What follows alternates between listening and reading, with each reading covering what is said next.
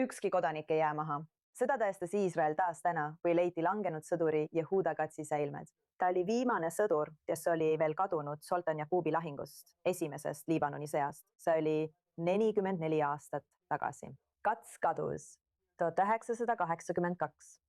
Aasta kokkupõrkes Süüria vägedega Liibanonis koos Zahari Baal-Meli ja Zvi Feldmaniga, kelle säilmed leiti samuti viimastel aastatel. See on olnud üks pikimaid lahtisi haavu Iisraeli ajaloos kadunuks jäänud sõdurite osas.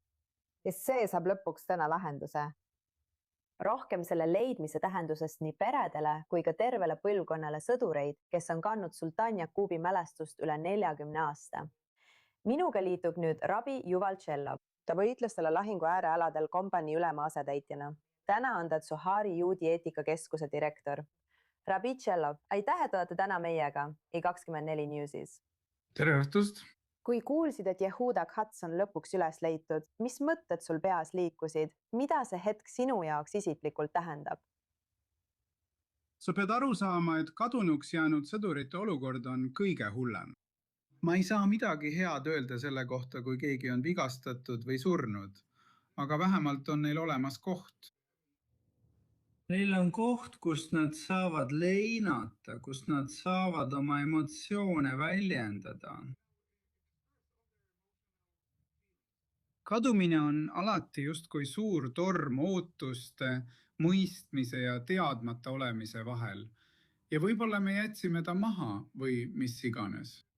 See ongi kõige hullem olukord. Esimene asi on vähemalt perede jaoks. Kuigi tema vanemad surid juba aastaid tagasi ja ka teised pereliikmed.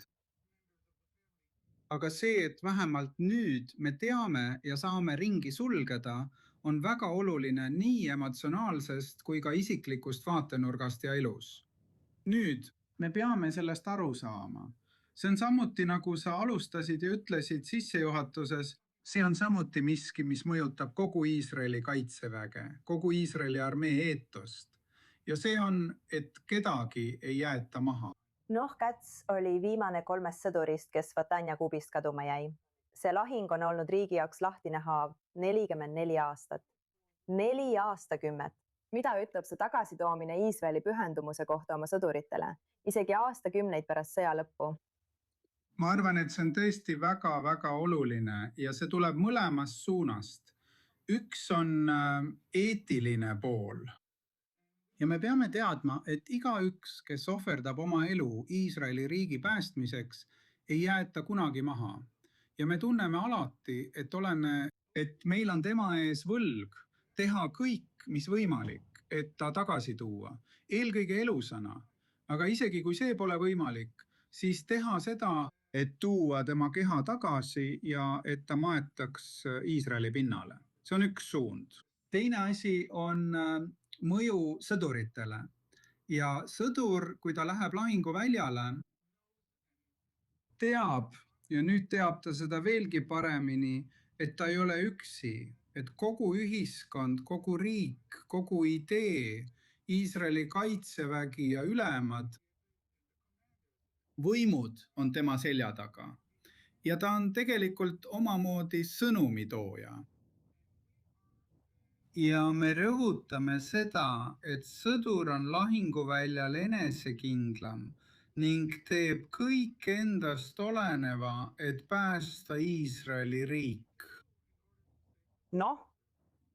44 aastat hiljem on Iisraeli sõdurid endiselt Lõuna-Liibanonis. Mis sõnumi arvad sa, et nad sellest täna saavad, kui nad on uudiseid näinud? Ma loodan, et pered, eriti tead see piloot, et me ei unusta teda kunagi. Ma loodan, et pered tõesti mõistavad, tõesti usuvad ja võivad usaldada Iisraeli riiki ja võime ning komandöre, Mossadit ja kõiki, kes on selle püha missiooniga seotud. Et me teeme nii palju kui vähegi võimalik ja me pühendume ka kõigi kadunute kehade leidmisele. On sõdureid, kes on Jom Kipuri sõjast kadunud. ja me loodame, et kõik tuvastatakse, kõik leitakse üles ja kõik saavad teada, et me teeme nii palju, kui suudame. kuna sa olid seal, siis mida sa loodad, et nooremad iisraellased või meie vaatajad praegu mõistaksid sultan Sultaniakubi selle lahingu ja nende meeste kohta, kes koju ei tulnud? Ma ütlen midagi väga ettevaatlikult. Tegelikult oli see omamoodi varitsus, kuhu Süüria armee meid tegelikult lõksu meelitas. Me olime, ma arvan, liiga uhked enda üle ja pidasime end liiga tähtsateks. Ja me sattusime tõesti varitsusse ning saime liiga hilja aru, et tegime väga suure vea. See ei ole nii. Tegelikult on lahinguväljal olnud sõdurid kangelased.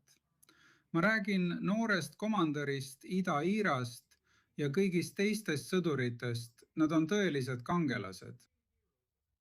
Aga teisest küljest oli see läbikukkumine ja kui sul on läbikukkumise pitser on küljes olnud 44 aastat, see tähendab, et see lugu pannakse kinni ja see on selle loo lõpp.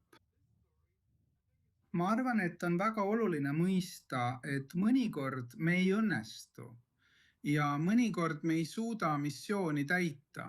Me peame olema piisavalt julged, et parandada kõik, mida me suudame ja kindlasti. mida Ja siis- järgmisel korral teha. tähtis sõnum, kuna see lugu jõuab täna lõpule. Rabbi Yuval Shilo, aitäh, et olite meiega.